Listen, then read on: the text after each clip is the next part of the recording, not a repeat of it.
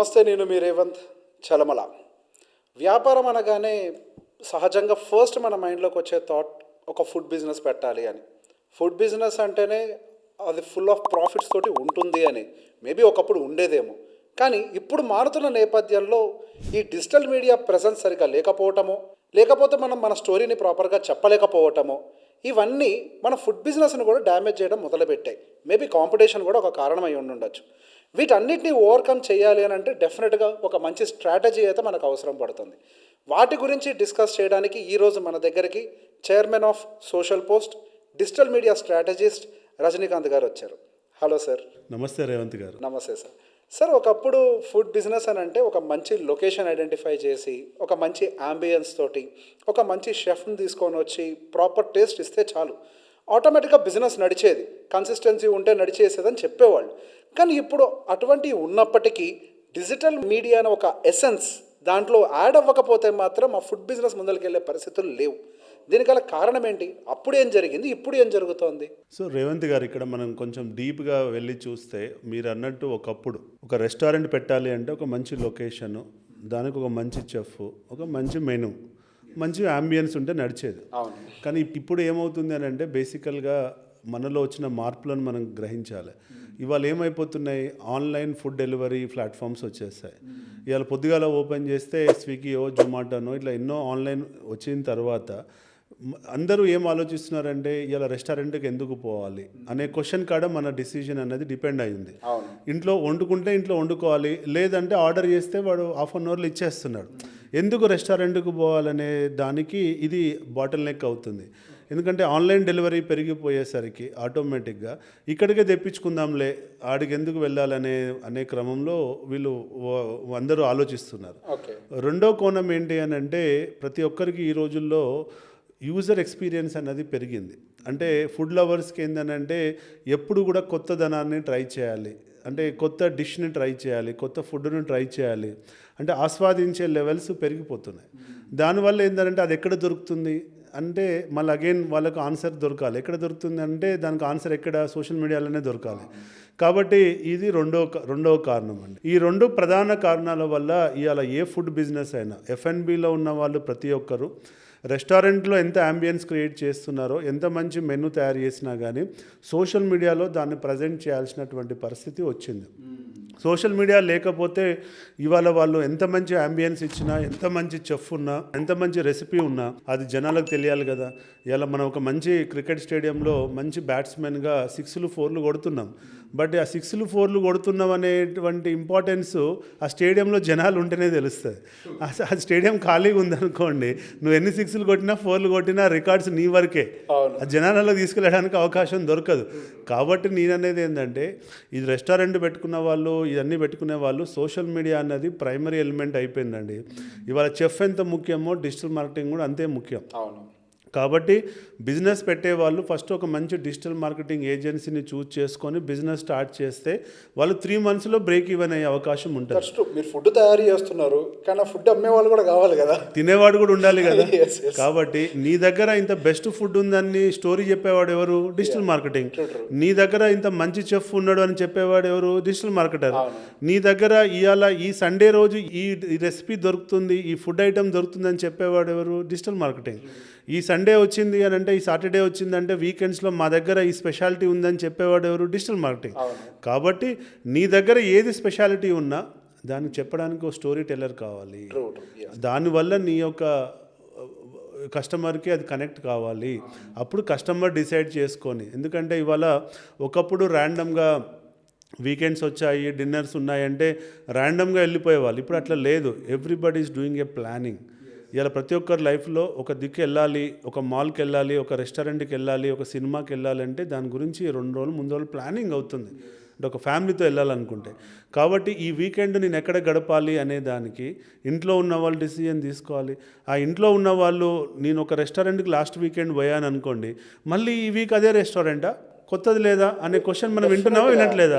అరే మళ్ళీ గదే రెస్టారెంట్ అంటున్నాయిందని అంటున్నారా, అనట్లేదు ఇలా వైఫ్స్ అండ్ హస్బెండ్. కాబట్టి వాళ్ళకు కొత్త ఆప్షన్ కావాలి. కొత్త ఆప్షన్ ఉన్నదన్నది ఎవరు చెప్పాలి? డిజిటల్ మార్కెటింగ్ చెప్పాలి. మీరు అడిగిన ప్రశ్నకి ఒకటేమో టెక్నాలజీ ఎనేబుల్ కావడం వల్ల డోర్ డెలివరీ ఫుడ్స్ పెరగడం వల్ల రెస్టారెంట్కి వెళ్ళే వాళ్ళు తగ్గుతున్నారు. రెండు వెళ్ళాలనుకున్న వాళ్ళకి కొత్త ఎక్స్పీరియన్స్ కావాలి ఎవ్రీ టైం, రైట్? ఆ కొత్త ఎక్స్పీరియన్స్ చూపెట్టాలి, చెప్పాలి అంటే డిజిటల్ మార్కెటింగ్. 100%. ఇప్పుడు మీరు చెప్పిన దాని ప్రకారం ఫుడ్ బిజినెస్ అనేది చాలా వాలటైల్ ఇన్ నేచర్. ఒక్కసారి వెళ్ళిన తర్వాత రెండోసారి వెళ్ళాలని ఇంట్రెస్ట్ ఉండకపోవచ్చు, కొత్తది ఎక్స్పీరియన్స్ చేయాలనేది కూడా మేబీ దాంట్లో భాగం కూడా అయి ఉండొచ్చు. ఇట్లా కస్టమర్స్కి బోరు కొడుతుంది కదా అని చెప్పేసి వాళ్ళ మెనూ ఆర్ టేస్ట్ని వాళ్ళు చేంజ్ చేసుకుంటూ పోలేరు.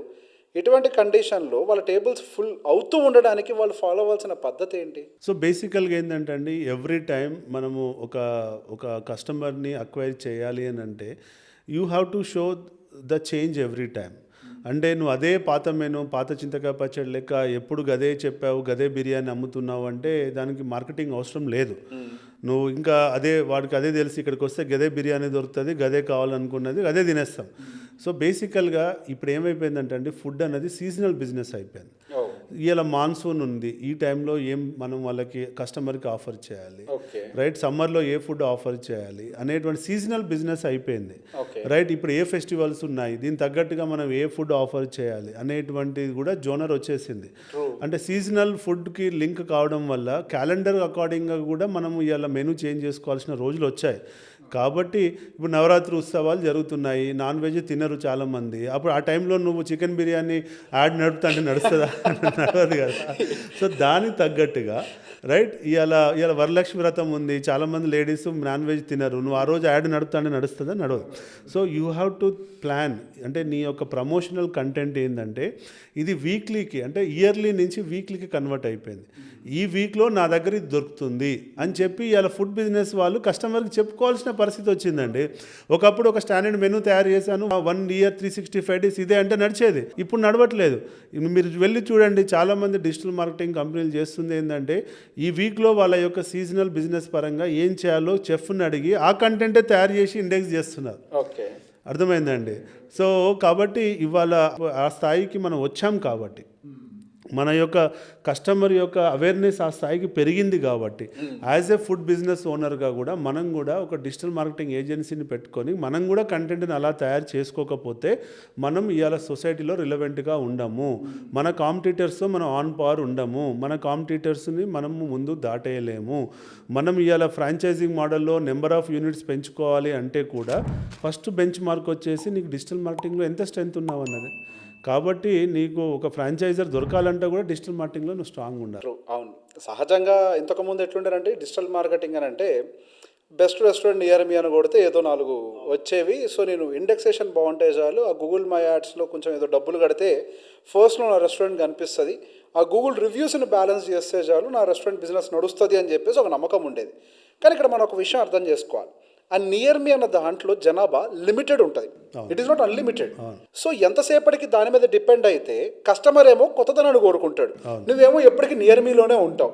ఆ నియర్ మీలో ఉంటే బిజినెస్ టేబుల్స్ ఎట్లా ఫిల్ అవుతాయి? అది ప్రాక్టికల్గా ఫిల్ కాదు. కానీ రీసెంట్గా చూస్తున్నప్పుడు ఎక్కడో భీమవరంలో ఒక రెస్టారెంట్ బాగుందని హైదరాబాద్ నుంచి కార్లు వేసుకొని వెళ్ళి తిరిచిన వాళ్ళు కూడా ఉన్నారు, ఏదో మిలిటరీ హోటల్స్ అవి ఇవి అని చెప్పేసి. సో బేసిక్గా ఇటువంటి కొన్ని స్టోరీస్ని తయారు చేయడం ద్వారా మన రెస్టారెంట్ని బ్రాడర్ బేస్ ఆడియన్స్కి అందుబాటులో పెట్టడానికి అవకాశం ఉంది. కాబట్టి ఎటువంటి స్ట్రాటజీస్ ఉపయోగిస్తే మనకు అది బెటర్ అవుతుంది? ఒకప్పుడు ఒక హోటల్కి, ఒక రెస్టారెంట్కి, ఒక పబ్కి గూగుల్లో వెళ్ళి గూగుల్ మై బిజినెస్లో అడ్రస్ క్రియేట్ చేసుకొని ఆడ ఫోన్ నెంబర్ పెడితే టేబుల్ బుకింగ్ అయ్యేదండి. ఇప్పుడు నేను గూగుల్లోకి వెళ్ళి best restaurant, best Chinese restaurant near మీ, బెస్ట్ బిర్యానీ సెంటర్ నియర్ మీ అని కొట్టాను అనుకోండి, సో డెఫినెట్గా అక్కడ ఒక 20 ఆప్షన్స్ వస్తున్నాయి అలా. ఎందుకంటే ప్రతి బిజినెస్కి అలా గూగుల్ మ్యాప్ బిజినెస్ చేసుకోవడం తెలిసిపోయింది. మరి ఈ 20 రెస్టారెంట్స్లలో వాట్ ఈస్ ద బెస్ట్? నేను ఎక్కడికి వెళ్ళాలి, ఎక్కడ టైం స్పెండ్ చేయాలి అంటే మళ్ళీ ఇంకో కొన్ని డిసిజన్ ఫ్యాక్టర్స్ డిపెండ్ అయి ఉన్నాయి కదా. అంటే customer is not only taking a decision. Best restaurant me near మీ అని కొడితే ఒకప్పుడు ఒకటే వచ్చేది, ఇవాళ నీకు 10 మంది వస్తున్నారు, 20 మంది వస్తున్నారు. మరి 20 మందిలో ఎవరు బెస్ట్ అనేది నీకు గూగుల్లో చూస్తే తెలియదు. ఇలా రివ్యూస్ ఎవరు చదవట్లేదు, ఎందుకంటే రివ్యూస్ అన్ని ఫేక్ అని అందరికీ అర్థమైపోయినాయి. ప్రతి రెస్టారెంట్ వాళ్ళు ఒక 500 రివ్యూస్ పెట్టుకుంటున్నారు, అది అందరికీ తెలుసు. కాబట్టి ఇవాళ అందరూ ఏం చేస్తున్నారంటే మళ్ళీ గూగుల్ మై బిజినెస్లో నుంచి వాళ్ళ ఇన్స్టాగ్రామ్కి వెళ్ళో వాళ్ళ ఫేస్బుక్కి వెళ్ళో అక్కడికి వెళ్ళి ప్రజెంటేషన్ చూస్తున్నారు. అంబియన్స్ ఎలా ఉంది, వాళ్ళు ఏ ఫుడ్ చేస్తున్నారు, రివ్యూస్ ఎలా ఉన్నాయి, టెస్టిమోనియల్స్ ఎలా ఉన్నాయి అన్నది మళ్ళీ సెకండ్ లెవెల్ డిసిజన్కి గూగుల్ ద్వారా వచ్చిన కస్టమర్కి అయినా సెకండ్ లెవెల్ డిసిజన్కి మళ్ళీ social media platforms. That's true. అది ఫెమిలియారిటీగా కూడా పనిచేస్తూ ఉంటుంది. అంటే మనం చూసి అవును, ఇట్లా గూగుల్లో కనిపించినప్పుడు ఓకే ఈ పేరు నేను ఆల్రెడీ ఇన్స్టాగ్రామ్లో చూసా, అవును, నేను పిన్ చేసుకున్నా, నేను ఇక్కడికి వెళ్ళి తినాలి అని ఉంటుంది. కాబట్టి ఇవాళ గూగుల్ నుంచి వచ్చే ట్రాఫిక్ ఇవాళ ఏ బిజినెస్కి అయినా 25% అండి. రిమైనింగ్ 75% అన్నది shifted to other social media platforms.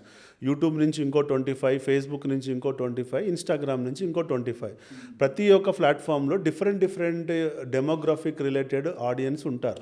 ఇన్స్టాలో ఉండేవాళ్ళు కొంచెం యంగ్స్టర్స్ ఉంటారు, ఫేస్బుక్లో కొంచెం middle age and upper age, యూట్యూబ్లోకి వచ్చేసరికి ఎక్కువ సెర్చ్ బేస్డ్ వాళ్ళు ఎక్కువ ఉంటారు. కాబట్టి ఈ 3 ప్లాట్ఫామ్ల యొక్క ఇంపార్టెన్స్ వేరైనప్పుడు మనం 3 ప్లాట్ఫామ్స్లలో ఉండాలి. కాబట్టి మా దగ్గరకు వచ్చే ఫుడ్ బిజినెస్ వాళ్ళు మా దగ్గర ఒక 30 క్లయింట్స్ ఉన్నారండి. వాళ్ళకి మేము డిజిటల్ సర్వీసెస్ ఇస్తున్నాం. వాళ్ళు వచ్చి మాకు ఓన్లీ ఇన్స్టానే స్టార్ట్ చేయండి అంటారు, మాకు ఓన్లీ వెబ్సైటే చేయండి అంటారు. వాళ్ళని కూర్చోబెట్టి ఇట్లా కాదు అని చెప్పి అవేర్నెస్ క్రియేట్ చేస్తున్నాం. మీకు యూట్యూబ్ ఉండాలి, ఫేస్బుక్ ఉండాలి, ఇన్స్టాగ్రామ్ ఉండాలి, వెబ్సైట్ కూడా ఉండాలి. అంటే ఒక రకంగా అక్కడ ఏదో ఒక అకౌంట్ ఉండడం కాదు, అవును, ప్రజలు ఎక్కడ ఉంటారో అక్కడ మన ప్రెజెన్స్ ఉండాలి. ఎగ్జాక్ట్లీ అండి. కాబట్టి ఇప్పుడు సడన్గా నేను రెస్టారెంట్కి పోవాలనుకుంటే నేను ఎక్కువ ఇన్స్టా ఫాలోవర్ అనుకోండి, ఫస్ట్ వెళ్ళి ఏం చేస్తా, ఇన్స్టాలో చూస్తా. నేను ఎక్కువ గూగుల్ ఫాలోవర్ అనుకోండి, నేను వెళ్ళి గూగుల్లో సెర్చ్ చేస్తా. నేను ఎక్కువ యూట్యూబ్ ఫాలోవర్, యూట్యూబ్లో చూస్తా. ఏదన్నా అక్కడ చూస్తున్నప్పుడు నచ్చింది అనుకోండి, సేవ్ చేసి పెట్టుకుంటా నెక్స్ట్ వెళ్ళినప్పుడు దాన్ని రెఫర్ చేయడానికి. కాబట్టి ఈ అన్ని పారామీటర్స్ మీద ఇలా రెస్టారెంట్ బిజినెస్ ఇన్వాల్వ్ అయ్యింది. మీరు అడగవచ్చు ఇప్పుడు ఎందుకు మరి ఒకప్పుడు లేదు కదా అని మీరు అడగవచ్చు. ఒకప్పుడు ఇంత కాంపిటీషన్ లేదు, ఒకప్పుడు ఇంత యూజర్లో ఎక్స్పీరియన్స్ లేదు, కస్టమర్ ఎక్స్పీరియన్స్ లేదు. ఇప్పుడు కాంపిటీషను పెరిగింది. ఇవాళ నీ దగ్గర యూనిక్నెస్ అన్నది లేదు. ఇవాళ ఒక ప్రోడక్టో, ఎలక్ట్రానిక్ ప్రోడక్టో, ఒక మొబైల్ ఫోను అంటే నువ్వు every time you can add new features and you can come up with unique selling point. కస్టమర్ని అక్వైర్ చేయడానికి ఈ వర్షన్కి డిఫరెన్సెస్ ఉన్నాయంటే customer will be acquired. But ఇలా ఫుడ్ బిజినెస్లో ఎంతకని యూనిక్నెస్ చూపెడతావు? నువ్వేం చేసినా అంబియన్స్ మారుస్తావు, చెఫ్ని మారుస్తావు, ఓ మ్యూజిక్ మారుస్తావు, డీజేని మారుస్తావు తప్ప అంతకంటే ఇంకా వండేది గదే ఫుడ్, తినేది మనమే. ఇంకా అందులో యూనిక్నెస్ ఏమొస్తుంది? చంద్రమండలంలో పుట్టించినటువంటి రైస్ని అయితే పట్టుకొచ్చి అయితే మనం వండలేం కదా.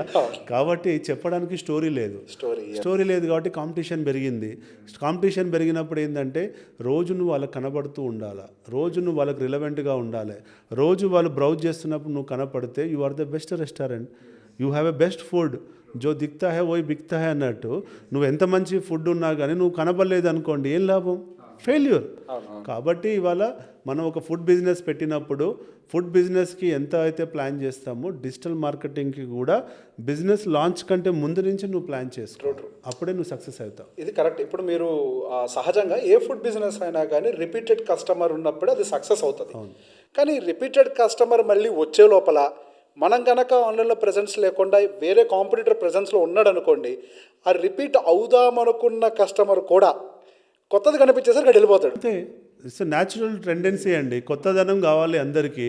New experience people are experiencing. ఎందుకనంటే ఇవాళ ఒక మొబైల్ ఫోన్ ఇవాళ మనం ఎన్ని రోజులు వాడుతున్నామండి? 2 ఏళ్ళు కూడా పోయిందండి రేవంత్ గారు. 1 ఇయర్ అయిపోగానే కొత్త ఫోన్ మార్కెట్లోకి వచ్చిందంటే ఎక్స్చేంజ్. ఎందుకు? అంత ఆ టెక్నాలజీ అనేది అంత యూజర్ని ఎంగేజ్ చేస్తుంది. People are fond about that. అలానే ఫుడ్ బిజినెస్ కూడా అలానే. ఎప్పుడు ఇదేనా, పొద్దుగా లేవగానే ఇదే ఇడ్లీయా, ఇదే చట్నీయా, వాట్ నెక్స్ట్? మీరు చూస్తే ఇలా ఒక వెళ్తే ఫుడ్ మెనూలో ఎన్నో కొత్తవి వచ్చేస్తున్నాయి, యాడ్ ఆన్ అవుతున్నాయి. కాబట్టి ఇలా మనం ఆలోచించాల్సింది, మనం రిలవెంట్గా ఉండాలి అంటే మనం డెఫినెట్గా ప్రజెంటేషన్ ఉండాలి. ఇప్పుడు సోషల్ మీడియాలో ఉన్న ఒక ట్రెడిషనల్ ప్రమోషనల్ మెథడ్ ఏంటి అని అంటే, పర్టికులర్గా ఫుడ్ బిజినెస్ సెగ్మెంట్లో వాళ్ళు ఓపెన్ చేయగానే ఇన్ఫ్లుయెన్సర్లు తీసుకొచ్చేసి ఒక 4-5 రీల్స్ చేపించేసి ఒక 1 month 2 months ఒక హడావిడి చేసేస్తారు. ఆ 1-2 months అరే ఇక్కడ ఏదో హడావిడి జరుగుతుంది కదా అని చెప్పేసి కస్టమర్లు ఒకప్పుడు వచ్చేవాళ్ళు. ఇప్పుడు అది కాస్త ఎట్లా అయిపోయింది అని అంటే వీళ్ళు డబ్బులు తీసుకొని ప్రమోట్ చేస్తున్నారు అన్న ఇంప్రెషన్లకు కూడా వచ్చేసి అక్కడ ఏమి ఉండదు వెళ్తే అన్న దాంట్లో కూడా వచ్చారు. ఒక రకంగా అది ఒక ఫెయిల్యూర్ మోడల్లో కూడా మారిపోయింది. ఒకవేళ నిజంగా ఫ్లోటింగ్ వచ్చినా ఒక 6 నెలలకో ఒక సంవత్సరానికో కూడా వాళ్ళ బిజినెస్ డౌన్ అయిపోయినటువంటి సిచ్యువేషన్ వచ్చింది. టేస్ట్ బాగుంది, అంబియన్స్ బాగుంది, కానీ కస్టమర్స్ రిటర్న్ కావట్లే. ఎక్కడ లోపం జరుగుతుంది? సో ఇక్కడ ఏంటంటే అండి, ఇన్ఫ్లుయెన్సర్ మార్కెటింగ్ సక్సెస్ ఆ ఫెయిల్యూర్ అనే డైరెక్షన్లో మనం రివ్యూ చేస్తే, ఇన్ఫ్లుయెన్సర్ మార్కెటింగ్ అనేది ఇట్స్ ఎ టెంపరీ సొల్యూషన్ అండి. అంటే ఒక బ్రాండ్ మార్కెట్లోకి వచ్చినప్పుడు ఎక్కువ మందికి తెలవడానికి ఇన్ఫ్లుయెన్సర్స్ని వాడుకోవాల్సి ఒక వస్తుంది. రెడ్ బుల్ లాగా, రెడ్ బుల్ లెక్క, క్విక్ ఇన్స్టంటేనియస్ డ్రింక్ లెక్క, instantaneous coffee type, instantaneous kick వస్తుంది. ఎందుకంటే ప్రతి ఇన్ఫ్లుయెన్సర్కి ఒక ఆడియన్స్ బేస్ ఉంటుంది, వాళ్ళకున్న ఫ్యాన్ బేస్ ఉంటుంది. కాబట్టి మన ప్రోడక్ట్ ఈజీగా షౌట్ అవుట్, ఈజీగా వాళ్ళలో రీచ్ కావడానికి, అవేర్నెస్ బిల్డ్ కావడానికి ఉపయోగపడుతుంది. ఒక బ్రాండ్ మార్కెట్లోకి వచ్చినప్పుడు, ఒక ప్రోడక్ట్ మార్కెట్లోకి వచ్చినప్పుడు డెఫినెట్గా ఇన్ఫ్లుయెన్సర్ మార్కెటింగ్ అనేది యూజ్ అయ్యేది ఒకప్పుడు. ఈ మధ్యలో ఏమైంది అని అంటే, ఇన్ఫ్లుయెన్సర్స్ మార్కెటింగ్ ఏమైందంటే, ఇన్ఫ్లుయెన్సర్ మార్కెటింగ్ వల్ల బ్రాండ్ వెళ్తుంది, కానీ రైట్ టార్గెటెడ్ ఆడియన్స్కి వెళ్తుందా అన్నది క్వశ్చన్ మార్క్. ఇలా ఏ ఇన్ఫ్లుయెన్సర్ రీల్ చేసినా 1 మిలియన్ వస్తుంది, 10 లక్షల మందికి వెళ్ళినప్పుడు ఈడ నాకు 10 మంది కస్టమర్లు ఉండట్లేదు. 10 లక్షలు చూశాడు, కానీ ఎందుకు 10 మంది కస్టమర్లు ఆ రీల్ చూసి వస్తలేరు? నేను ఈ మధ్యలో ఒక రెస్టారెంట్కి ఒక ఇన్ఫ్లుయెన్సర్ రీల్ చేపిస్తే 1 మిలియన్ వెళ్ళింది, మరి కస్టమర్స్ టర్న్అవుట్ కాలేదు. ఎందుకు అని మనం చూసినప్పుడు ఏంటంటే, టార్గెటెడ్ ఆడియన్స్ ఆర్ డిఫరెంట్. అంటే ఒక ఇన్ఫ్లుయెన్సర్కి, ఒక అమ్మాయి ప్రొఫైల్కి ఫాలోవర్స్ డిఫరెంట్, మనకు కావాల్సిన కస్టమర్లు ఆర్ డిఫరెంట్. మనకు కావాల్సిన కస్టమర్లు ఆ ప్రొఫైల్లో లేదనుకోండి, 1 మిలియన్ వస్తేంది, 2 మిలియన్ వస్తేంది, వాళ్ళ ఎంటర్టైన్మెంట్ కోసం ఉండొచ్చు, వేరే పర్పస్ కోసం ఉండొచ్చు. అమ్మాయి పర్ఫార్మెన్స్ నచ్చి ఉండొచ్చు, అమ్మాయి డ్యాన్స్ నచ్చి ఉండొచ్చు, అమ్మాయి కాస్ట్యూమ్ నచ్చి ఉండొచ్చు. కానీ ఇక్కడ మనకు కావాల్సిన టార్గెటెడ్ ఆడియన్స్ వేరు. కాబట్టి ఈ 1 ఇయర్ నుంచి ఏమైందంటే, ఇన్ఫ్లుయెన్సర్ మార్కెటింగ్లో చేంజెస్ వచ్చాయి. ఏంటంటే, ఫుడ్ ఇండస్ట్రీలో ఉన్న ఇన్ఫ్లుయెన్సర్స్కి రీచ్ ఎక్కువ ఉంది. అంటే ఒకప్పుడు మిక్స్డ్ ఇన్ఫ్లుయెన్సర్స్, న్యూట్రల్ ఇన్ఫ్లుయెన్సర్స్ నుంచి ఇప్పుడు డొమైన్ వైజ్ ఇన్ఫ్లుయెన్సర్స్కి మార్కెట్ షిఫ్ట్ అయింది. అంటే ఇవాళ మీరు ఒక ఫైనాన్స్ డొమైన్లో ఉంటే, ఫైనాన్స్లో ఉన్న ఇన్ఫ్లుయెన్సర్కే రీచ్ ఎక్కువ, లీడ్ కన్వర్షన్ ఎక్కువ. ఇవాళ మీరు రియల్ ఎస్టేట్లో ఉంటే, రియల్ ఎస్టేట్ ఇన్ఫ్లుయెన్సర్ కావాలి, ఆ రియల్ ఎస్టేట్ ఇన్ఫ్లుయెన్సర్ వీడియో చేస్తే రీచ్ ఎక్కువ, కన్వర్షన్ ఎక్కువ. అలా ఫుడ్ బిజినెస్ ఇన్ఫ్లుయెన్సర్స్ కూడా వచ్చేసారు. అంటే ఫుడ్ బిజినెస్లో నేను కంటిన్యూస్గా ఇన్ఫ్లుయెన్సర్కి వెళ్ళాను అనుకోండి, నా ఫాలోవర్స్ అంతా ఎవరు ఉంటారు? ఫుడ్ లవర్సే ఉంటారు, ఫుడ్ టేస్టింగ్ చేసే వాళ్ళు ఉంటారు, కొత్త ఫుడ్ని ఎక్స్పెక్ట్ చేసే వాళ్ళే నా ఫాలోవర్స్ అవుతారు. కాబట్టి నేను అందులో ఏదైనా బిజినెస్ని ప్రమోట్ చేస్తే నా కన్వర్షన్ రేట్ పెరిగిపోతుంది. కాబట్టి ఇన్ఫ్లుయెన్సర్ మార్కెటింగ్ ఒకప్పుడు వర్కౌట్ అయింది. ఎందుకు వర్కౌట్ కావట్లేదంటే ఇది రీజన్. మరి ఇప్పుడు వర్కౌట్ కావాలంటే ఏం చేయాలి? మన బిజినెస్ ప్రమోట్ చేస్తున్నప్పుడు ఒక ఏజెన్సీని పెట్టుకొని, ఆ డొమైన్లో ఉన్న ఇన్ఫ్లుయెన్సర్స్ ఎవరో వెతుక్కొని వాళ్ళతోటి మనం కంటెంట్ చేయించుకోవాలి అనేటువంటి ప్రస్తావన ఇప్పుడు వచ్చింది. కాబట్టి మాలాంటి సోషల్ పోస్ట్, డిజిటల్ మీడియా లాంటి ఏజెన్సీలు మేము ఏం చేస్తున్నాము అంటే, మా దగ్గర కూడా 1000 మంది ఇన్ఫ్లుయెన్సర్స్ ఉన్నారు. కాకపోతే డొమైన్ వైజ్ ఇన్ఫ్లుయెన్సర్స్, వీళ్ళు ఫైనాన్స్కి క్వాలిఫై అవుతారు, వీళ్ళు రియల్ ఎస్టేట్కి క్వాలిఫై అవుతారు, ఇన్ఫ్లుయెన్సర్స్ ఫుడ్కు, ఇన్ఫ్లుయెన్సర్స్ రియల్ ఎస్టేట్, కానీ మేము కేటగరైజేషన్ చేసి పెట్టుకున్నాము. మా క్లయింట్స్కి మేము అదే చెప్తాము, అన్న వీళ్ళతో చేయించుకుంటేనే మీకు లాభం అంతే అని చెప్తాం. వాళ్ళు ఓకే అన్నాక మా ఇన్ఫ్లుయెన్సర్ని పట్టుకొచ్చి మేము మార్కెటింగ్ చేస్తున్నాం. చేసిన తర్వాత మా కన్వర్షన్ రేట్ పెరిగింది. ఇప్పుడు వీఆర్ సీయింగ్ గుడ్ రిజల్ట్స్. ఒకప్పుడు అందరూ ఏమన్నదంటే, ఆ బిగ్ బాస్ వాళ్ళని తీసుకురండి, వీళ్ళని తీసుకురండి, ఆ జబర్దస్త్ వాళ్ళని తీసుకురండి అని చెప్పేది. ఇవాళ వాళ్ళకు పోయిందండి, మార్కెట్ లేదు. ఇవాళ మేము కూడా ఇన్ఫ్లుయెన్సర్లను కూర్చోబెట్టి అవేర్నెస్ క్రియేట్ చేస్తున్నాం. మీరు ఒక డొమైన్కి అలైన్ కాండి. మీరు ఎంటర్టైన్మెంట్ ఇన్ఫ్లుయెన్సర్ అయినా కానీ మీరు ఒక డొమైన్కి అలైన్ కాండి. అంటే your second business should be either food, either real estate or something else. So అప్పుడు మీకు ఎంటర్టైన్మెంట్ వల్ల వచ్చిన క్రేజ్, ఈ డొమైన్ వల్ల వచ్చిన ఫాలోవర్స్ తోటి మీకు బిజినెస్ వస్తుంది. ఇది మనం చెప్తున్న ఇన్ఫ్లుయెన్సర్స్కి. అప్గ్రేడ్ అయ్యే వాళ్ళని అప్గ్రేడ్ చేస్తున్నాం, బిజినెస్ వస్తుంది, దే ఆర్ వెరీ హ్యాపీ. ఇప్పుడు దాంతో పాటుగా వాళ్ళు ప్రమోట్ చేస్తున్నారు. ఓకే, ఇన్ఫ్లుయెన్సర్లో పెట్టి నేను కొంతమంది, మాకు చాలా మంది రెస్టారెంట్ బిజినెస్లు ఉన్నాయి మా వాళ్ళకి. ఓకే, ఇన్ఫ్లుయెన్సర్ బిజినెస్ చేస్తున్నారు, బాగానే ఉంది, వాళ్ళ చేత ప్రమోట్ చేయించడము. కానీ వాళ్ళు మీకు రిటర్న్ అవ్వరు కదా. ఒక టైంకి మీరు పెట్టిన ఆఫ్ పోస్ట్ వాళ్ళకి డబ్బులు ఖర్చు పెట్టింది ఏదైతే ఉందో అది ఫేడ్ అవుట్ అయిపోతుంది. ఇప్పుడు మీకంటూ ఒకటి పర్సనల్ది బిల్డ్ చేసుకోకపోతే you will not have any retention also. So ఈ రిటెన్షన్ లేకుండా బిజినెస్ ముందరికి వెళ్ళడం అనేది సాధ్యం కాదు. అగ్రీ. సో ఈ ఇన్ఫ్లుయెన్సర్ మార్కెటింగ్ ప్లస్ మన ఓన్ ఛానల్స్. Channels. ఈ రెండింటిని క్లబ్ చేస్తే మనకి రిజల్ట్ ఏ విధంగా వస్తుంది? So this is a very good question అండి. ఎలా అంటే only influencer marketing is not the permanent solution. Yeah. It's only instantaneous drink type, red bull type. కాబట్టి మనము ఇది చేయాలి, లాంగ్ టర్మ్ గేము ఆడాలి. అంటే ప్రతి రెస్టారెంట్ వాళ్ళకి మేము చెప్తుంది ఏంటంటే, మీ బ్రాండ్ పేరు మీద ఒక యూట్యూబ్ పెట్టుకోండి, ఒక ఫేస్బుక్ పెట్టుకోండి, ఒక ఇన్స్టా హ్యాండిల్ పెట్టి కంటెంట్ ఇన్ఫ్లుయెన్సర్స్ ద్వారా చేద్దాం, మీ చెఫ్స్ ద్వారా చేపిద్దాం, మీ చైర్మన్ టాక్స్ చేపిద్దాం, మీ యొక్క కస్టమర్ టెస్టిమోనియల్స్ తీసుకుందామని డిఫరెంట్ డైవర్సిఫైడ్ కంటెంట్ స్ట్రాటజీ ఇచ్చి మనం నెలకి ఒక 15 రీల్స్ 15 పోస్టులు పెట్టుకుంటూ నెలకి ఒక 1 ఇయర్కి తగ్గట్టుగా కంటెంట్ స్ట్రాటజీతో వెళ్ళి కంటెంట్ బిల్డ్ చేస్తే ఒక 1 ఇయర్ తర్వాత మనం వెనక తిరిగి చూసుకుంటే మన రెప్యుటేషన్ ఎక్కడో ఉంటుంది, మన ప్రమోషన్ ఎక్కడే ఉంటుంది. కాబట్టి ఇన్ఫ్లుయెన్సర్ అనేది పర్మనెంట్ సొల్యూషన్ కాదు. మీరు అన్నట్టు మనం కంటిన్యూస్గా మనము డిఫరెంట్ మెథడాలజీస్లో కంటెంట్ క్రియేట్ చేయాలి, కంటెంట్ అప్లోడ్ చేయాలి, కంటెంట్ సస్టైన్ చేయాలి. ఇవాళ వేసేసాము 1 మంత్లో ఇన్ఫ్లుయెన్సర్ వల్ల మాకు లీడ్స్ వచ్చాయి, నెక్స్ట్ మంత్ మాకు అవసరం లేదు అనుకుంటే ఫెయిల్ అవుతాం. మనం అల్గర్థంకి డైలీ కంటెంట్ ఇస్తూనే ఉండాలి. తద్వారా మనకు రిటెన్షన్ పెరుగుతూ ఉంటుంది. పాత ఫాలోవర్స్ ఉంటారు, కొత్త ఫాలోవర్స్ వస్తూ ఉంటారు. కాబట్టి మనకు ప్రతి 18 ఇయర్స్ దాటిన వాళ్ళు ప్రతి ఒక్కరూ మన క్లయింట్ అయినట్టు ప్రతి 18 ఇయర్స్ దాటిన వాళ్ళందరినీ మనం క్లయింట్స్ చేసుకోవాలంటే మనం ప్రతిరోజు ప్రతినిత్యం మనం మార్కెట్లో ఉండాలి, కంటెంట్ ఉండాలి, అది కూడా మన హ్యాండిల్స్లో ఉండాలి. అంటే కంపెనీ పేరు హ్యాండిల్స్లో ఉండాలండి. చాలామంది తెలియకెళ్ళి వేరే వాళ్ళ హ్యాండిల్స్లో ప్రమోట్ చేసుకొని చాలే అనుకుంటున్నారు. అది చాలా ప్రమాదకరమైంది. మన కంపెనీ, మన హ్యాండిల్స్, మన కంటెంట్, మన స్ట్రాటజీ. ఒక రకంగా అసెట్ అది. Asset, it's a digital asset అండి. కంపెనీకి డెఫినెట్గా భవిష్యత్తులో ఎలివేషన్ తెచ్చి పెడుతుంది. కాబట్టి మనం ఎవరి హ్యాండిల్స్ వాళ్ళని మేనేజ్ చేసుకోండి అని చెప్తున్నాను. ట్రూ. అది ఒక హ్యాండిల్ బిల్డ్ అయింది అని అంటే అది ఫ్రాంచైజ్ సిస్టమ్కి కూడా వెళ్ళే అవకాశం దొరుకుతుంది. అంతే. ఇవాళ నువ్వు ఒక ఏరియాలో రెస్టారెంట్ పెట్టావు, చాలా మంచి వాల్యూ ప్రపోజిషన్ ఉంది, మంచి కస్టమర్స్ ఉన్నారు. రేపు నువ్వు వేరే ఏరియాలో వెళ్ళి ఫ్రాంచైజ్ పెడుతున్నావు, కొత్త బ్రాంచ్ పెడుతున్నావు అనుకోండి, ఈ హ్యాండిల్ బిల్డ్ కావడం వల్ల నీకు అక్కడ డే 1 నుంచి ఇక్కడ ఉన్న బిజినెస్లో 30% అక్కడ స్టార్ట్ అవుతుంది. అవేర్నెస్ ఉంది కాబట్టి. నీకు అదే ఈ హ్యాండిల్ లేకపోతే, ఇక్కడ నీ ఫాలోవర్స్ లేకపోతే, నువ్వు కొత్త బ్రాంచ్ పెట్టినప్పుడు మళ్ళీ నువ్వు 0 నుంచి స్టార్ట్ చేయాలి, మళ్ళీ నీ ప్రమోషన్ 0 నుంచి స్టార్ట్ చేయాలి.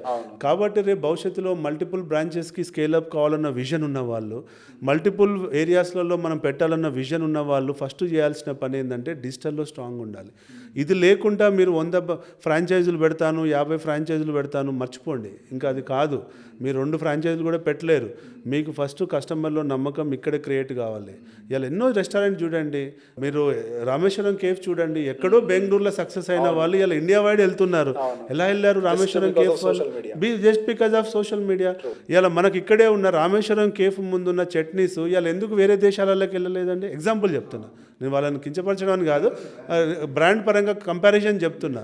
ఇవాళ ఎందుకు మన బాంబే పోతే దొరకట్లేదు, ఢిల్లీ పోతే దొరకట్లేదు ఈ బ్రాండ్స్, మన దగ్గర ఉన్న తెలుగు బ్రాండ్స్, వేరే స్టేట్స్లలో ఉన్న బ్రాండ్స్ ఇవాళ ఇక్కడికి ఎందుకు వస్తున్నాయి అంటే బికాస్ ఆఫ్ దేర్ ప్రెజెన్స్. అది మనం ఇవాళ అర్థం చేసుకోవాలి. ఇవాళ ఒకటండి, ప్రతి బ్రాండ్ ఇట్స్ ఎ గ్లోబలైజేషన్. ఇవాళ నేను ఈ ఒక జూబ్లీ హిల్స్లో పెట్టుకుంటాను అన్నది కాదు. ఇవాళ నువ్వు అమెరికాలో పెట్టవచ్చు అదే బ్రాండ్, ఆస్ట్రేలియాలో పెట్టవచ్చు, యూకేలో పెట్టవచ్చు. అక్కడికి వెళ్ళాలి అంటే నువ్వు ఇక్కడి నుంచి బ్రాండ్ వెళ్ళాలి అంటే నీకు ఫస్ట్ డిజిటల్ ప్రమోషన్ ఉండాలి. డిజిటల్లో నువ్వు యూ షుడ్ బి సక్సెస్ఫుల్. ఇప్పుడు వాళ్ళు డిజిటల్ ప్రమోషన్ అంటే ఏం చేస్తుంటారు? అయితే ఏదైనా ఫెస్టివల్ వస్తే మా దగ్గర ఇది కొంటే ఇది ఆఫర్ ఉందని ఒకటి పెడతారు. లేదు ఇండిపెండెన్స్ డే లాంటిది వచ్చింది అని అంటే ఆ ఫుడ్ని ఏదో ట్రై కలర్లో అరేంజ్ చేసి ఫోటో తీసి విషెస్ చెప్తూ ఉంటారు. మ్యాక్సిమం చేస్తే ఇంతవరకే చేస్తారు. బట్ ఐ సీ అక్కడ ఎక్కడ కూడా ఒక స్టోరీ టెల్లింగ్ లేదు అనేది మాత్రం క్లియర్గా అర్థమవుతుంది. అందరికీ తెలిసిన ఒక traditional social media promotion is just ఒక పోస్ట్ పెట్టడం, today special item is this. నిజంగా దాంతోటే సేల్స్ అనేవి బిల్డ్ అవుతాయా? ఇప్పుడు మీరు చేసిన ఈ ఫుడ్ ప్రమోషన్స్లో మీరు రెస్టారెంట్స్ కూడా ప్రమోషన్స్ చేసి ఉంటారు. సో ఏ విధంగా ఆ సక్సెస్ అనేది ఒక రెస్టారెంట్కి దొరుకుతుంది? I understood that is failure model. Then what is a successful model? So బేసికల్గా రెస్టారెంట్లో సక్సెస్ఫుల్ మోడల్ వచ్చేసి ఏంటంటే మైక్రో లెవెల్ ప్లానింగ్. ఓకే. అంటే మనం ఇవాళ ఎంతసేపు మనము స్టోరీ టెల్లింగ్లో కూడా మల్టిపుల్ నరేటివ్స్ ఉన్నాయి. ఇవాళ నీ రెస్టారెంట్ స్టోరీ టెల్లింగ్ ఏంటి? ఒకటి, నా దగ్గర ఈ బెస్ట్ చెఫ్ ఉన్నాడు, అది కంటిన్యూస్గా చెప్తూ ఉండాలి. నా దగ్గర ఫుడ్ పరంగా ఈ బెస్ట్ రెసిపీస్ ఉన్నాయి, ఐటమ్స్ ఉన్నాయి. డ్రింక్స్ పరంగా నా దగ్గర ఈ డిఫరెంట్ మాక్టైల్స్ ఉన్నాయి, కాక్టైల్స్ ఉన్నాయి. ఇలా ఎప్పుడు ఒక కొత్తదనాన్ని చెప్పాలి, కొత్తగా చెప్పాలి. కొత్తదనాన్ని కొత్తగా ఎప్పుడూ చెప్తూ ఉండాలి. నీ మెను అదే అయినా కానీ చెప్పే విధానాన్ని మార్చాలి. ఎంతసేపు ఒకటే కాన్స్టెంట్ మోడ్కి వెళ్ళామనుకోండి అది బోరింగ్ అయిపోతుంది, రైట్? సో చెప్పే విధానం మార్చాలి, ఐటమ్స్ మార్చాలి. కాబట్టి నువ్వు ఎంతసేపు ఏంటంటే you have to introspect, are we aligned with our target audience, వాళ్ళకి ఏం కావాలి. ఓకే, నేను లాస్ట్ ఇయర్లో ఈ టైంలో ఈ నెరేటివ్ చెప్పాను, సక్సెస్ అయ్యాను, ఇప్పుడు అదే చెప్తే సక్సెస్ అవుతున్నా లేదా అనేటువంటి ఇంట్రోస్పెక్షన్ ఉండాలి, రీవాల్యుయేషన్ ఉండాలి. అలా చేసుకునే వాళ్ళు సక్సెస్ అవుతున్నారు. దేనికి ఎక్కువ ఎంగేజ్మెంట్ వస్తుందనే దాన్ని బట్టి మనం డిజైన్ చేసుకోవాలండి. అంతేగాని నేను ఇది డిజైన్ చేశాను, నేను పోస్టర్లు వేస్తాను, ఇదే 30 పోస్టర్లతో నడుపుతానంటే కాదు. నేను అది కాబట్టి ఇట్స్ ఎ మిక్స్ ఆఫ్ వీడియోలు ఉండాలి, రీల్స్ ఉండాలి, పోస్టర్లు ఉండాలి. It's a combination of everything. ఒక్కొక్క కంటెంట్కి ఒక్కొక్క రీచ్ ఉంటుంది. కాబట్టి ఒక రెస్టారెంట్కి ఒక స్ట్రాటజీ సక్సెస్ అయింది, అదే స్ట్రాటజీ ఇంకో రెస్టారెంట్కి కాదు. దాని ఆడియన్స్ ఏంటి, దాని యొక్క లొకేషన్ ఏంటి, ఆ లొకేషన్ యొక్క డెమోగ్రాఫిక్స్ ఏంటి అనేది కూడా మనం అర్థం చేసుకోవాలి. ఆ డెమోగ్రాఫిక్స్ని అర్థం చేసుకోకుండా నేను చేస్తాను అంటే కుదరదు. ఒక 5 స్టార్ హోటల్కి ప్రమోట్ చేసే విధానం వేరు ఉంటుంది, ఒక గల్లెట్ దాబాకి ప్రమోట్ చేసే విధానం వేరుంటుంది, హైటెక్ సిటీలో ప్రమోట్ చేసే విధానం వేరుంటుంది, ఎల్బీ నగర్లో ప్రమోట్ చేసే విధానం వేరుంటుంది. ఇక్కడ రెస్టారెంట్ అదే ఉండొచ్చు, ఇక్కడ మెనూ అదే ఉండొచ్చు, అక్కడ రెస్టారెంట్ అదే ఉండొచ్చు, అక్కడ మెనూ అదే ఉండొచ్చు. చెప్పే స్టోరీ లాంగ్వేజ్ ఇక్కడ వేరుంటుంది, లాంగ్వేజ్ అక్కడ వేరుంటుంది. So language is also matters. కాబట్టి ఇలా ఎన్నో రకాలుగా మనం ఆలోచిస్తేనే బిజినెస్ని ప్రమోట్ చేయగలుగుతాం. అలా మాకున్న ఫుడ్ క్లయింట్స్లలో ఒక్కొక్క క్లయింట్ ఒక్కొక్క వేరండి, వేరియేషన్ వేరు, ప్రమోషన్ స్ట్రాటజీ వేరు. కాబట్టి మేము సక్సెస్ అవుతున్నాం, మా క్లయింట్ సక్సెస్ అవుతున్నారు. వాళ్ళు ఒక బ్రాంచ్తో పెట్టి ఇలా 20-30 బ్రాంచ్లు పెట్టిన వాళ్ళు కూడా ఉన్నారు మా దగ్గర. ఎందుకంటే స్టోరీ టెల్లింగ్ ఈజ్ డిఫరెంట్. ఇవాళ హైదరాబాద్లో పెట్టినప్పుడు స్టోరీ టెల్లింగ్ వేరు, మా క్లయింట్ అదే బ్రాంచ్ అదే మెనూ తీసుకెళ్ళి వైజాగ్లో పెడితే మా స్టోరీ టెల్లింగ్ వేరు. కాబట్టి మేము సక్సెస్ అవుతాం. అంటే టార్గెటెడ్ ఆడియన్స్ ఎవరు, అక్కడ ఉండే వాళ్ళ మైండ్ సెట్ ఏంటి, వాళ్ళకి ఎలా చెప్తే వాళ్ళకి అర్థమవుతుంది అనేది చూడండి. We have to identify the right audience ఎవరు అనేది, అది అంత ఇంపార్టెంట్. అండ్ దాంతోపాటు ఇంకొక ప్యాటర్న్ అబ్జర్వ్ చేసింది ఏంటంటే సార్, ఇప్పుడు ఫర్ ఎగ్జాంపుల్ ఎవరో ఒక ఫిలిం స్టార్ని తీసుకొచ్చి ఒక ఇంటర్వ్యూనో ఎక్కడో వాళ్ళ దగ్గర కండక్ట్ చేస్తూ ఆ బ్రాండ్ గురించి 1-2 సార్లు చెప్తూ ఉంటారు. దానికోసం కొన్ని లక్షల రూపాయలు వాళ్ళకి డబ్బులు కూడా పెడుతూ ఉంటారు. లేదు ఏదో ఒక మీడియా హౌస్ నుంచి ఏదో ఒక యూట్యూబ్ ఛానల్ నుంచి పిలిపించి వాళ్ళ యాంబియన్స్ని చూపించటము, కిచెన్ని చూపించటము, కస్టమర్ రివ్యూస్ని ఇట్లా మైకు పెట్టి అడగటము, ఇటువంటివన్నీ కూడా చేస్తారు. కొన్ని లక్షల రూపాయల ఖర్చు అయితే పెట్టాల్సి వస్తుంది. సో ఇప్పుడు వాళ్ళ సొంత హ్యాండిల్స్ పెట్టుకునేదానికి ఇలా బయట వాళ్ళ హ్యాండిల్స్లో పోస్ట్ చేసేదానికి ఉన్న తేడా ఏంటి, యాక్చువల్గా లాంగ్ టర్మ్లో సస్టైన్ అయ్యేటువంటి పద్ధతి ఏంటి, ఇదా అదా? సో బేసిక్గా ఒక సెలబ్రిటీ వచ్చాడు, వీడియో చేశాడు, వాళ్ళ హ్యాండిల్లో వేశారు, డబ్బులు ఇచ్చాం. అదే ఇంతసేపు మనం మాట్లాడుకున్నట్టు it's a short term game అండి. ఎందుకంటే వాళ్ళ సెలబ్రిటీకి ఒక రీచ్ ఉంటుంది, ఆటోమేటిక్గా వాళ్ళందరికీ మన బ్రాండ్ ఉందన్నది వెళ్తుంది అన్నది ఒక ఆలోచన, రైట్? సో కాబట్టి ఆ సెలబ్రిటీకి ఉండేటువంటి ఆడియన్స్ నెట్వర్క్ని త్వరగా అక్వైర్ చేసుకోవడానికి అది ఉపయోగపడుతుంది. కానీ మనం చేయాల్సింది ఏంటంటే మన ఓన్ హ్యాండిల్స్ పెట్టుకొని సెలబ్రిటీని తీసుకొచ్చినా కానీ, ఇన్ఫ్లుయెన్సర్ని తీసుకొచ్చినా కానీ ఆ కంటెంట్ వాళ్ళ హ్యాండిల్స్లో పడడం ఎంత ముఖ్యమో మన ఓన్ కంపెనీ హ్యాండిల్స్లో పడడం కూడా అంతే ముఖ్యం. మన కంపెనీ హ్యాండిల్స్లో ఇచ్చి వేసుకొని వాళ్ళ కొలాబ్ ఇవ్వడం వల్ల ఏమవుతుందంటే వాళ్ళ ఆడియన్స్కి మన కంపెనీ హ్యాండిల్స్ కూడా ఎక్స్పోజ్ అయ్యి మన హ్యాండిల్స్ కూడా ఫాలోవర్స్ ఎంతో కొంత వాళ్ళ ఫాలోవర్స్ కూడా మనల్ని కంటిన్యూస్గా ఫాలో కావడం వల్ల రేపు భవిష్యత్తులో కూడా మనము వాళ్ళ యొక్క ఫ్యాన్ బేస్కి కంటిన్యూస్గా టచ్గా ఉండేటువంటి అవకాశం ఉంటుంది. సో కాబట్టి సెలబ్రిటీలను పెట్టి కంటెంట్ తయారు చేయడంలో తప్పులేదు, ఇన్ఫ్లుయెన్సర్లను పెట్టి కంటెంట్ తయారు చేయడం తప్పులేదు, కానీ ఆ కంటెంట్ ఎక్కడ హోస్టింగ్ అవుతుంది అనేది చాలా ఇంపార్టెంట్. కాబట్టి బ్రాండింగ్ ఉన్నటువంటి వాళ్ళ కంపెనీ హ్యాండిల్స్లలో హోస్ట్ కావాలి అన్నది మాలాంటి డిజిటల్ మార్కెటింగ్ వాళ్ళు కోరుకునేటువంటి విషయం. కాబట్టి వాళ్ళ కంపెనీ హ్యాండిల్స్లలో హోస్ట్ అయితే లాంగ్ టర్మ్గా యూజ్ అవుతుంది, లాంగ్ టర్మ్గా వాళ్ళ ఫ్యాన్స్కి రికమెండేషన్స్ వెళ్తూ ఉంటాయి. రేపు మళ్ళీ ఎప్పుడన్నా వాళ్ళ సినిమా రిలీజ్ అయినప్పుడు మళ్ళీ మన వీడియోల్లో యాక్టివేట్ అవుతాయి, ఆ అల్గారిథంలో మళ్ళీ యాక్టివేట్ అవుతాయి, తద్వారా మనకు అప్పుడు కూడా మళ్ళీ ట్రాఫిక్ వస్తూ ఉంటుంది.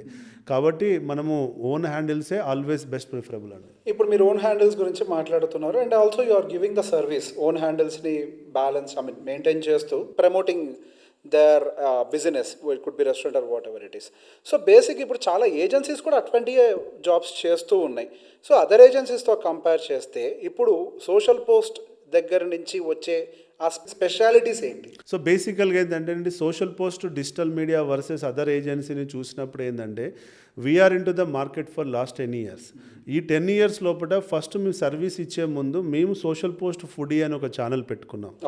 ఆ పెట్టుకొని అందులో మా కస్టమర్స్ కంటెంట్ వేసి ఎలా వెళ్తుంది, ఎందుకు వెళ్తుంది, ఎక్కడ ఎంగేజ్మెంట్ వస్తుంది అనేటువంటి లెర్నింగ్స్ మాకున్నాయి. ఇలా సోషల్ పోస్ట్ ఫుడీని డెవలప్ చేయడానికి మాకు 10 years పట్టింది. మా దగ్గర ఇన్హౌస్ చెఫ్స్ని పెట్టుకున్నాం. చాలామంది డిజిటల్ మార్కెటింగ్ కంపెనీస్లలో ఫుడ్ హ్యాండిల్స్ మేనేజ్ చేసే వాళ్ళకి వీడియో ఎడిటర్లు, గ్రాఫిక్ డిజైనర్లు ఉంటారు తప్ప చెఫ్స్ ఉండరు. మా కంపెనీ యొక్క ప్రాముఖ్యత ఏంటంటే మేము చెఫ్స్ని పెట్టాం. ఒక మాస్టర్ చెఫ్ టైటిల్ రన్నర్అప్స్ని తీసుకొచ్చేసి ఇలా మా ఆపరేషన్స్ చూస్తున్నటువంటి హెడ్ చెఫ్, ఓకే, మా గ్రౌండ్లోకి వెళ్ళి షూట్స్ చేసి కంటెంట్ స్ట్రాటజీ డెవలప్ చేస్తున్న పర్సన్ చెఫ్.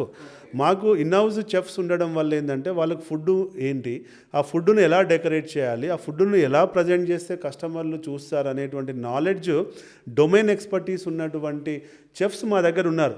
కాబట్టి అలా రెస్టారెంట్ వాళ్ళ ఫుడ్ మెనూని అర్థం చేసుకొని దాని తగ్గట్టుగా కంటెంట్ మనం ప్లాన్ చేస్తున్నాం కాబట్టి మా కస్టమర్ సక్సెస్ అవుతున్నారు. we have combination of culinary arts and as well as the social media strategy. Exactly, technical స్కిల్స్తో పాటు కల్నరీ స్కిల్స్ ఉన్నాయి కాబట్టి మా కస్టమర్కి ఈ వీక్లో ఏ కంటెంట్ తయారు చేయాలి, ఈ మంత్లో ఏ కంటెంట్ తయారు చేయాలన్న డిసిజన్ నేను తీసుకోను, మా చెఫ్స్ తీసుకుంటారు. అంతేకాకుండా మనం రెసిపీస్ చేయడానికి రెసిపీస్కి ఛానల్ పెట్టాం, భోజన్ మందిర్ అని. Okay. మన ఇన్హౌస్ నుంచి మన దగ్గర ఇప్పటికే ఒక 200 రెసిపీస్ని డాక్యుమెంట్ చేసి మన రెసిపీ ఛానల్లో పెట్టాం. Okay. కాబట్టి మనకు ఆ ఎక్స్పర్టీస్ ఉన్నాయి. సో ఓవరాల్గా ఏంటంటే ఇటు రెసిపీ పాయింట్ ఆఫ్ వ్యూలో మా సోషల్ పోస్ట్ డిజిటల్ మీడియాకి ఎక్స్పర్టీస్, అటు కల్నరీ పాయింట్ ఆఫ్ వ్యూలో ఎక్స్పర్టీస్, అటు బ్రాండ్ ప్రమోషన్ చేసిన ఎక్స్పర్టీస్ ఉండడం వల్ల ఇదంతా మేము 10 yearsలో మేము గెయిన్ చేశాం. కాబట్టి మేము మా కాంపిటీటర్స్ కంటే బెటర్గా మేము ఇవాళ సర్వీస్ I ఇవ్వగలుగుతాం. understood. దానివల్ల మేము గేమ్లో మేము అందరికంటే ముందున్నామన్నది మేము చెప్పుకోగలుగుతున్నాం. నేను ఇది కూడా చూశాను, కొంతమంది రెస్టారెంట్స్ ఆర్ బిగ్ కేఫ్స్ ఇవన్నీ కూడా ఏం చేస్తున్నాయంటే వాళ్ళ ఓన్ ఇన్ హౌస్ టీమ్ని పెట్టుకొని దే ఆర్ ట్రయింగ్. కాకపోతే సంవత్సరం అయినా కానీ ఇన్స్టాగ్రామ్లో పెద్ద ఎత్తున ఫాలోవర్స్ పెరిగింది లేదు.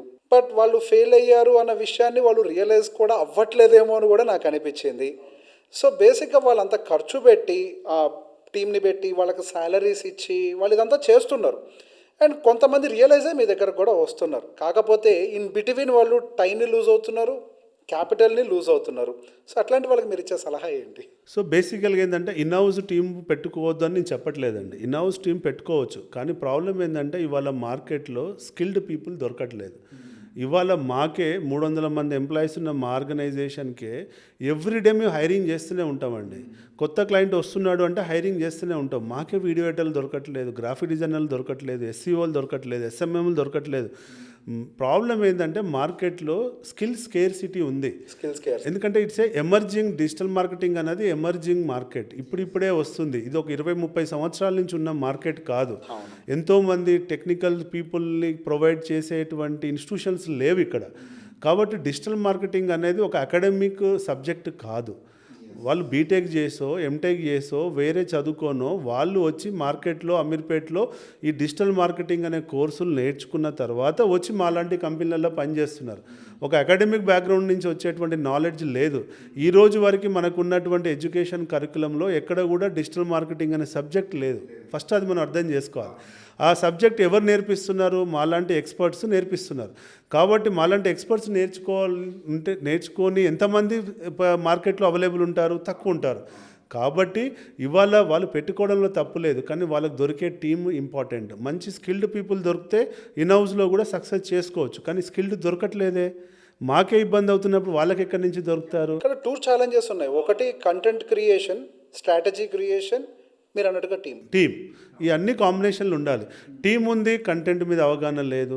టీం ఉంది, కంటెంట్ మీద అవగాహన ఉంది, కానీ వాళ్ళకి లెర్నింగ్స్ లేవు. టీం ఉంది, కంటెంట్ ఉంది, లెర్నింగ్స్ ఉన్నాయి, అంతకుముందు వేరే success stories, failure stories, best practices తెలియవు. It's a combination of everything.